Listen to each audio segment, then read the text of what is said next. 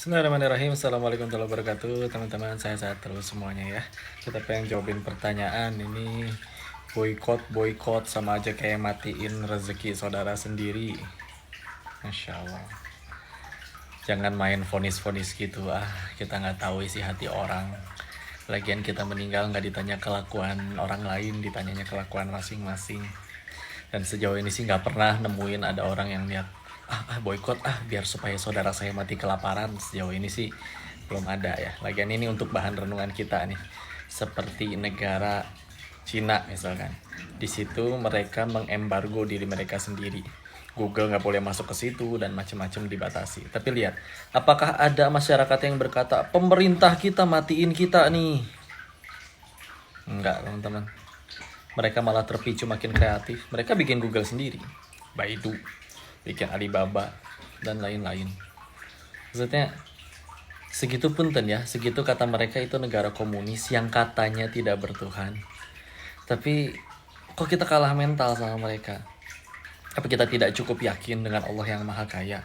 Kalian ketahuilah ya, kalau misalkan, kok misalkan nih ya, sengaja nih, pengen bikin orang itu nggak dapat rezeki dan ngajakin miliaran orang untuk yuk ngalangin orang itu dapat rezeki yuk.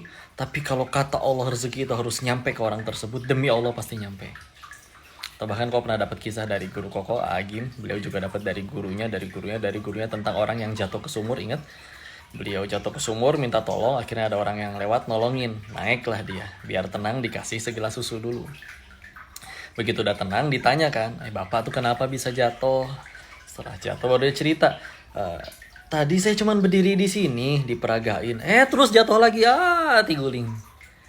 Cuman bedanya jatuh yang kedua meninggal. Kata guru Koko, beliau bilang kayak gini, lihat, orang itu masih punya rezeki satu gelas susu lagi, makanya udah nyampe tempat matinya pun dia harus naik dulu ngejemput rezekinya baru boleh mati lagi. Beneran teman-teman, jangan ragu. Kalau orang dekat sama yang punya toko roti aja kenyang makan roti, ini apalagi dekat sama yang punya dunia. Beneran apa mental kita segitu nggak yakinnya sama Allah, segitu takutnya sama Allah. Tenang aja, kita itu dilarang mati sebelum rezeki yang sudah Allah janjikan harus kita terima waktu di alam rahim. Kita terima seluruhnya, kita nggak boleh mati. Sampai sudah diterima seluruhnya, baru boleh mati. Beneran teman-teman. Yuk, nggak ada niatan untuk pengen yang sarain saudara sendiri, nggak ada. Ini hanya menunjukkan keberpihakan kita dan yuk kita tunjukkan. Apa kita segitu ragunya sama Allah yang Maha Kaya? Barakallahu fikum. Assalamualaikum warahmatullahi wabarakatuh.